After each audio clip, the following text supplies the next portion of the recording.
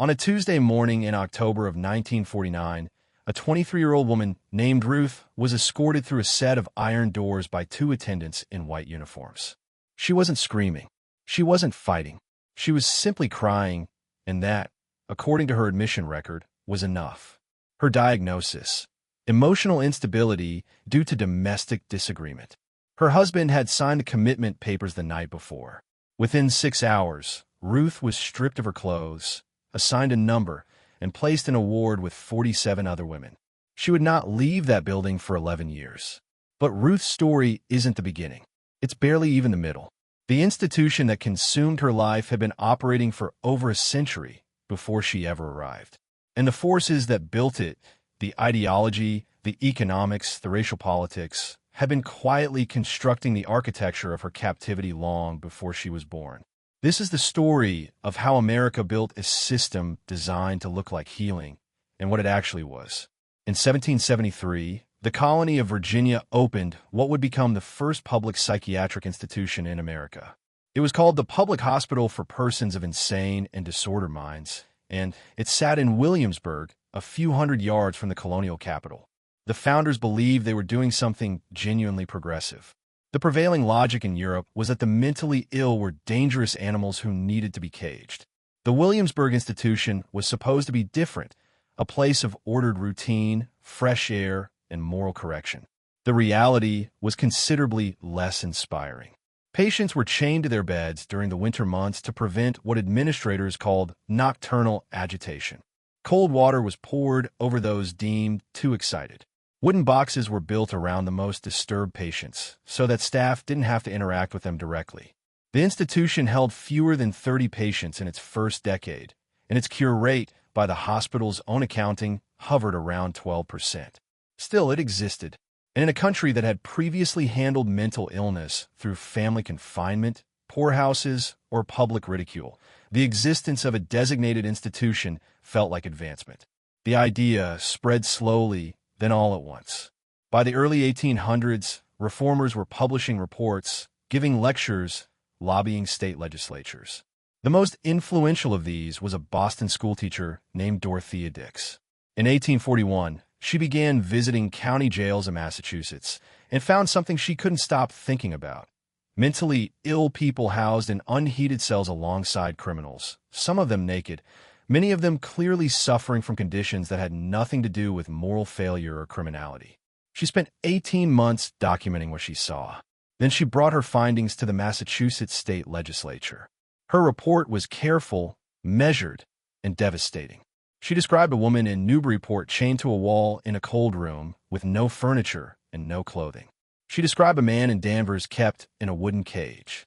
She wasn't sensationalizing. She was listing. The legislature listened. Massachusetts allocated funds for the expansion of its existing hospital at Worcester. Other states followed. Dix would spend the next 40 years traveling the country, appearing before legislatures, pressuring governors, raising funds. By the time she was done, she had either directly or indirectly contributed to the founding of 32 psychiatric hospitals across the United States. The moral logic of this movement was earnest and, in many ways, admirable. These reformers genuinely believed that a properly managed institution could restore order to a disordered mind. Fresh air, regular meals, structured labor, moral guidance. The term they used was moral treatment, and it had a philosophy behind it, that mental illness responded to environment, that a calm and orderly setting could literally reset a broken mind. The problem was that moral treatment was expensive, required small patient populations and significant staff attention, and was designed, implicitly if not always explicitly, for a very specific kind of patient. It was designed for white patients, because from the beginning, America's psychiatric system had two tracks, and one of them was built on a different set of assumptions entirely. When John Chavis, a free black man in North Carolina, suffered what his neighbors described as a mental breakdown in 1831, there was no public institution that would accept him. The state hospital in Raleigh existed and had for years, but it did not admit black patients, free or enslaved. This wasn't an oversight. It was policy.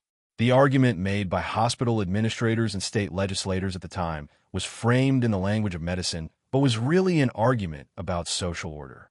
Black people, the reasoning went, existed within a structure of enslavement that itself provided the kind of routine and oversight that white patients had to be institutionalized to receive.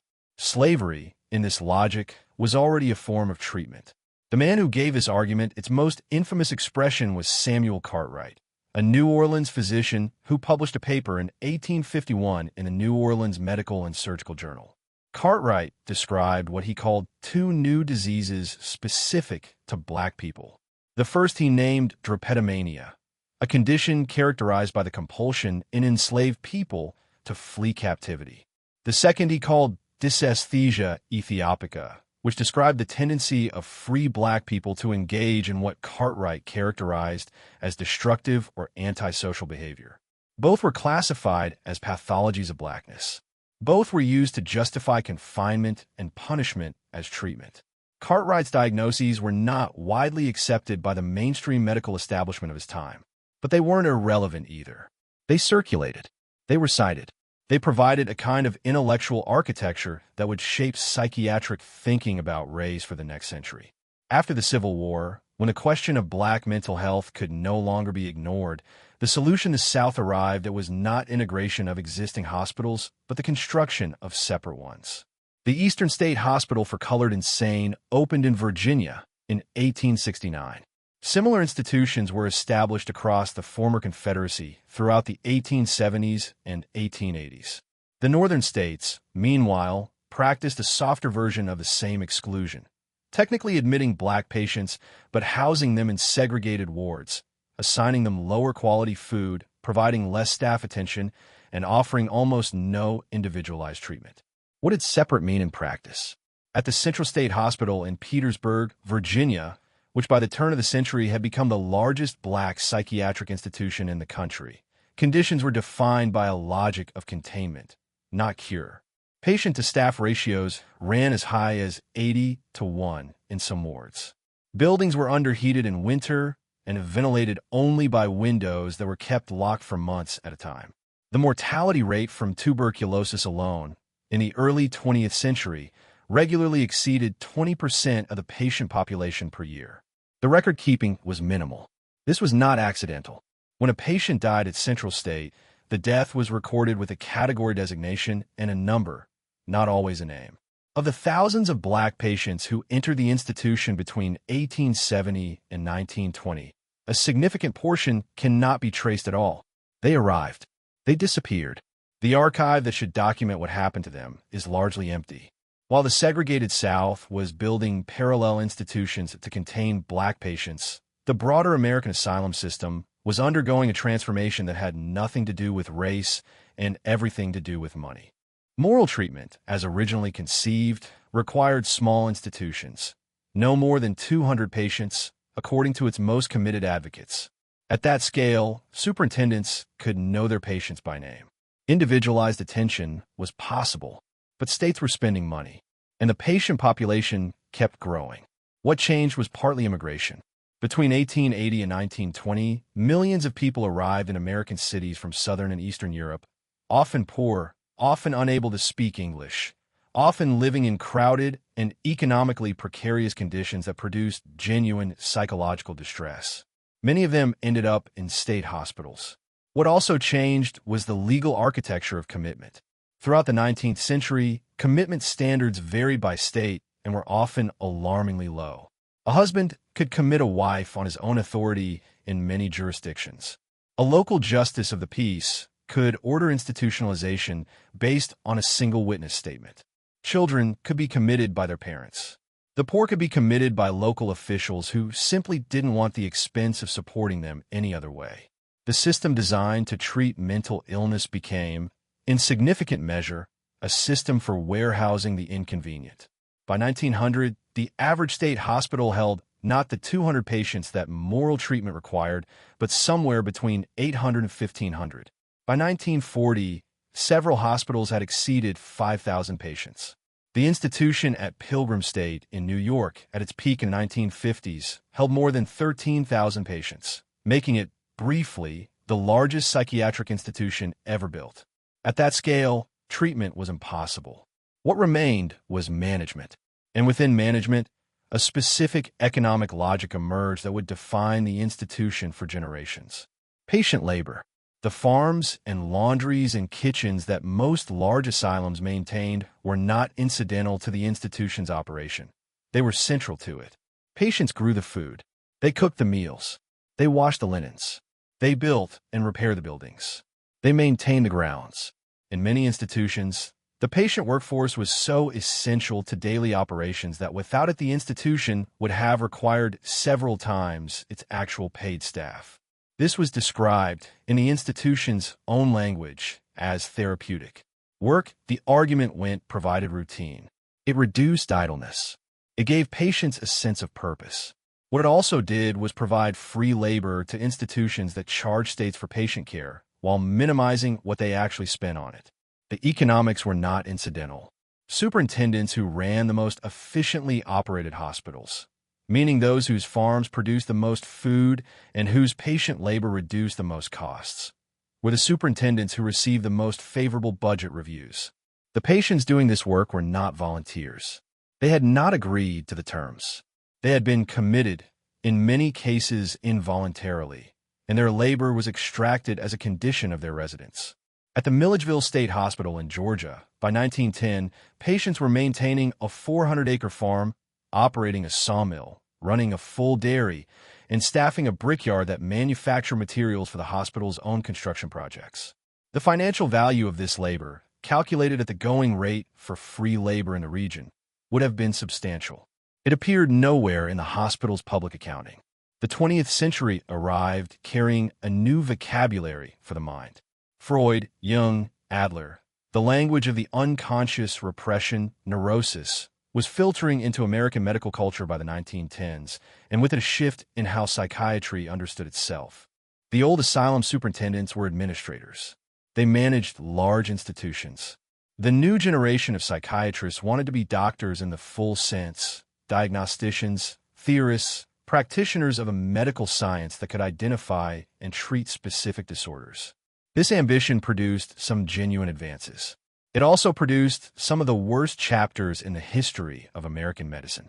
The decade from 1935 to 1945 saw the widespread introduction of 3 procedures that would become defining features of the mid-century asylum: insulin coma therapy, electroconvulsive therapy, and the prefrontal lobotomy.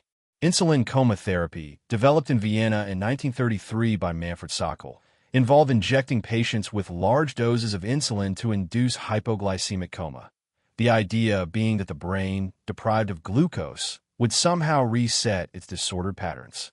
Patients were put into comas for up to 60 sessions. Some emerged claiming improvement. Others suffered permanent neurological damage. Some didn't survive. The mechanism was never understood. The evidence for effectiveness was never established, and the procedure was adopted with enthusiasm by hospitals across America and Europe. Electroconvulsive therapy had a more legitimate trajectory, eventually demonstrating genuine efficacy in cases of severe depression, but its early application was indiscriminate. Patients with conditions that had nothing to do with the mood disorders ECT would later prove useful for were subjected to repeated electrical shocks without meaningful consent and without the muscle relaxants that would later reduce the physical trauma of the convulsions. Broken vertebrae were not uncommon in the early period, but the lobotomy is the procedure that history has not been able to look away from.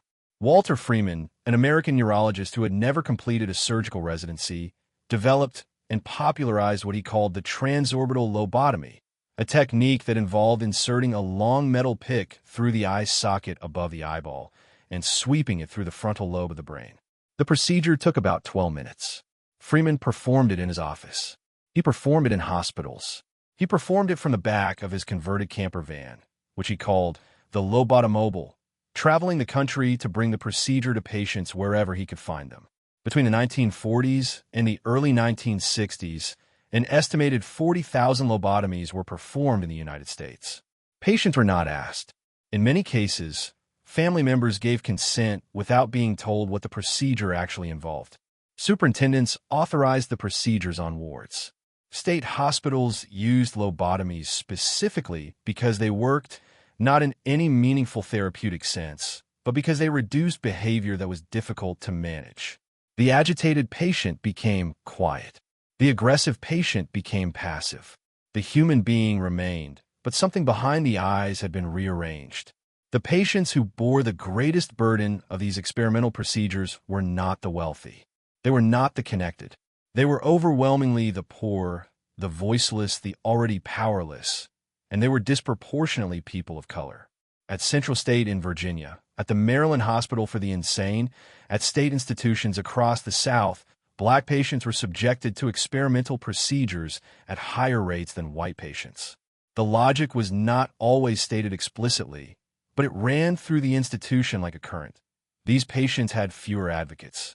Their families had less access to information. Their complaints would not be heard in the same way. They were functionally a population on whom risk could be taken, running alongside the experimental surgeries, and in many ways flowing from the same intellectual current, was the eugenics movement. Eugenics, the idea that the human population could and should be improved through selective breeding, arrived in America in the early 1900s with the force of a scientific consensus that it was never fully entitled to. Its American advocates included university professors, public health officials, and Supreme Court justices. Its targets were the poor, the mentally ill, immigrants from Southern and Eastern Europe, and, with particular vigor, Black Americans. By 1927, the Supreme Court of the United States had ruled, in Buck v. Bell, that states had the authority to forcibly sterilize people deemed unfit for reproduction. Justice Oliver Wendell Holmes, writing for the 8-1 majority, offered a sentence that has not been forgotten. 3 generations of imbeciles are enough. The case involved Carrie Buck, a Virginia woman who had been institutionalized at the state colony for epileptics and feeble-minded. She was not, by any medical standard, intellectually disabled. She was poor. Her mother was institutionalized. She had been raped by the nephew of her foster family and become pregnant as a result. The pregnancy, not the assault, was the fact that produced her institutionalization. The institution won. Carrie Buck was sterilized. Between 1907 and 1963, more than 60,000 Americans were forcibly sterilized in state institutions. The procedure was not evenly distributed. Black women in Southern institutions were sterilized at rates that significantly exceeded their share of the patient population. In some institutions, sterilization was performed so routinely that surgical consent was bundled into the general commitment paperwork. Patients, or their families, were signing something they didn't know they were signing. The medical language around this was elaborate and sincere-sounding. Terms like social inadequacy and hereditary defect and mental deficiency provided the clinical frame. But the actual criteria used to select patients for sterilization had a strong correlation with poverty, with race, with immigration status, and with the degree to which a patient had family members willing and able to advocate for them from the outside. The institution was not neutral. It never had been. The thing that finally broke the American asylum was not a court case or a moral reckoning or even the sustained outrage of a reform movement. It was a drug. In 1952, French researchers synthesized chlorpromazine, a compound that had been developed as a surgical anesthetic but was discovered, almost accidentally, to dramatically reduce the hallucinations and agitation associated with what psychiatry then called schizophrenia. By 1954, it was being marketed in the United States under the brand name Thorazine. The effect on the wards was rapid, and, to administrators dealing with populations of thousands of acutely distressed patients, remarkable. Patients who had been restrained, who had required constant physical management, became calm. They were easier to house, easier to discharge. This was the beginning of what would come to be called deinstitutionalization, a process that would unfold over the next 3 decades, and that was driven by a combination of pharmaceutical optimism, fiscal conservatism, and genuine civil libertarian concern about the conditions inside the institutions. The federal government accelerated the process. The Community Mental Health Act of 1963, signed by President Kennedy weeks before his assassination, promised a network of community health centers that would receive patients discharged from state hospitals and provide outpatient support, medication management, therapy, housing assistance, crisis intervention. The network was never fully built. States discharged patients. The institutions emptied. Between 1955 and 1994, the number of patients in states' psychiatric hospitals fell from approximately 560,000 to fewer than 72,000. The buildings were closed, sold, converted. The campuses that had housed thousands of people were turned into condominiums, college dormitories, government offices. The patients had to go somewhere.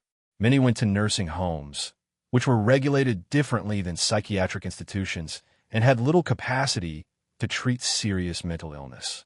Many went to single-room occupancy hotels in urban cores, where they lived in isolation with monthly medication and little else.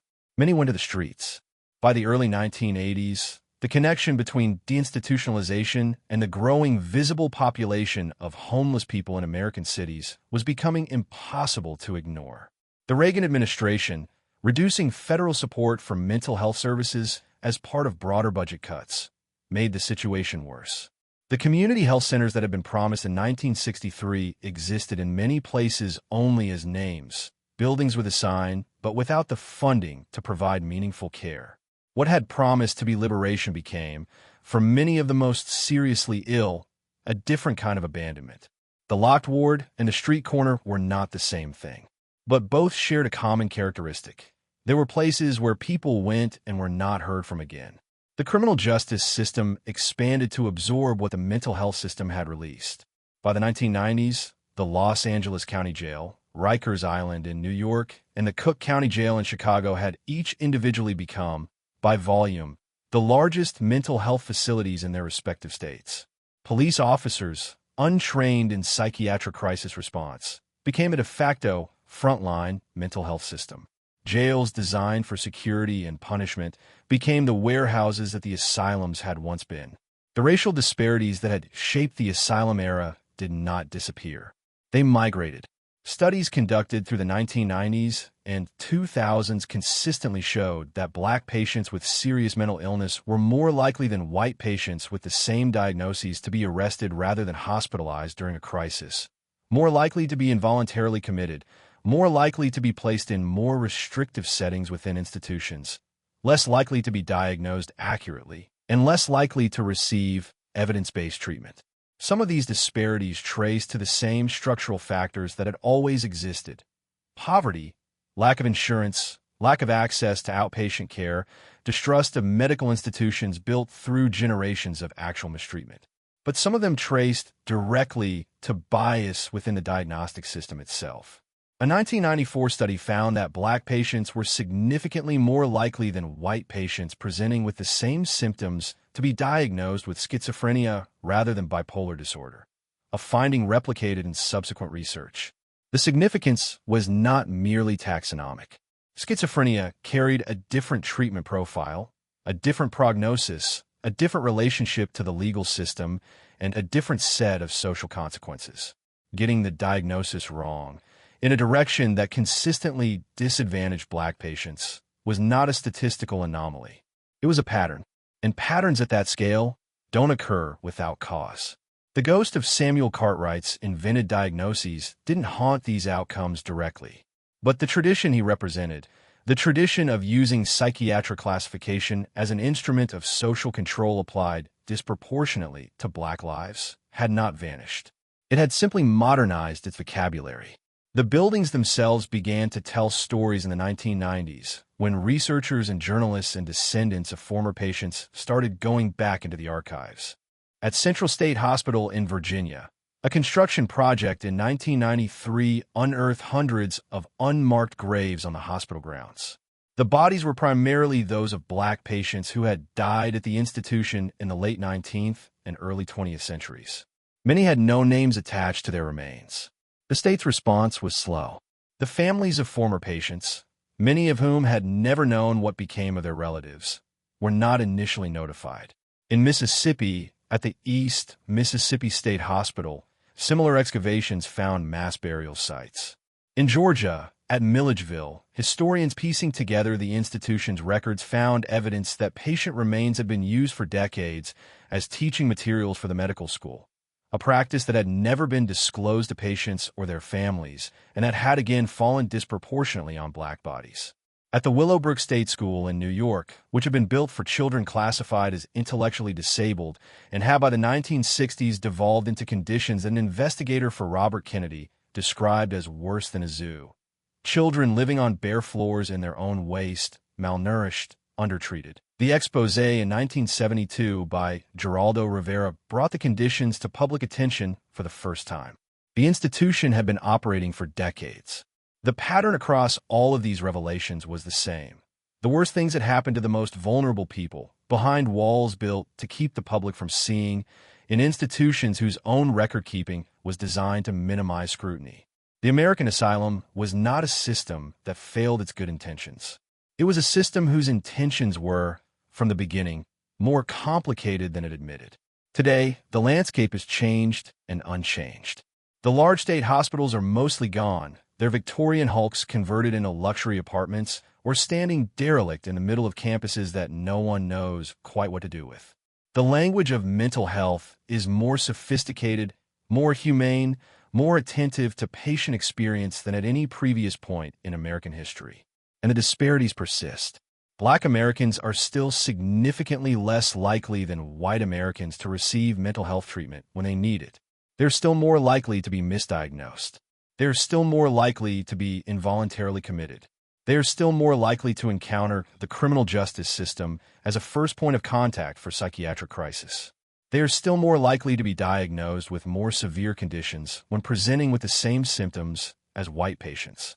The community mental health system, the promised successor to the asylum, is perpetually underfunded in the states and counties that serve the highest proportions of poor and minority patients. The outpatient services, the housing supports, the crisis intervention teams that research has consistently identified as effective. They exist inconsistently, they are funded unpredictably, and they are distributed unequally. Ruth, the woman who arrived through those iron doors in 1949, was eventually discharged in 1960 as part of an early deinstitutionalization effort in her state. She left the hospital with a discharge note and a bus token. The note listed her current medications. It did not list a follow-up appointment. It did not list a housing resource. It did not contain the name of anyone to call. She was 34 years old. She had been inside for 11 years. The world had changed significantly while she was gone, and she had no map for it. She was not an exception. She was the system working exactly as it was designed. This is the history that built the present, and the present keeps inheriting it. In the jails, in the emergency rooms, in the gaps between what's needed and what's available, in the unequal distribution of attention and resources and care. The iron doors opened, but the logic that built them didn't disappear just because the buildings did. Somewhere in a state archive, in a folder without a name on it, there are records of people who went in and never came out. People whose stories were administrative categories. People whose deaths were filed and forgotten. The system called it treatment. What was is something historians are still trying to name.